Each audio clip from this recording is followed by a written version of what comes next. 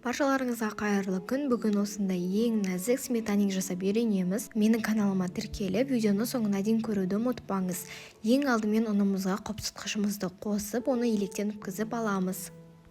Кішкене тұзымызды қосып, және де оның үстіне қантты қосып, оны жақсылап араластырамыз.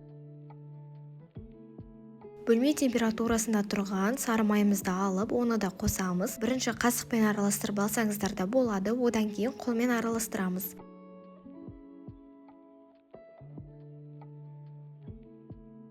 Бізде осындай үгітінді пайда болып керек. Енді жұмыртқамызды қосып, қамыр елейтін боламыз.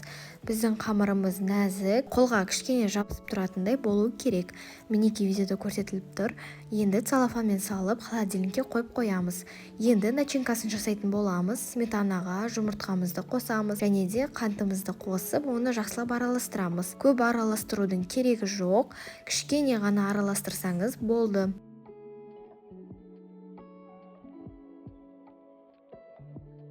Мінекей начинкамыз дайын, осындай консистенция болу керек.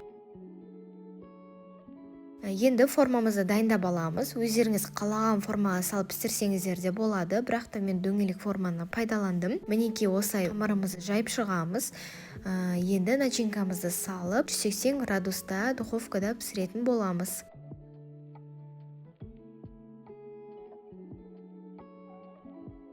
Сметаниктің духовкадан енді шыққан кезі мінекей ортасы сұйық болады.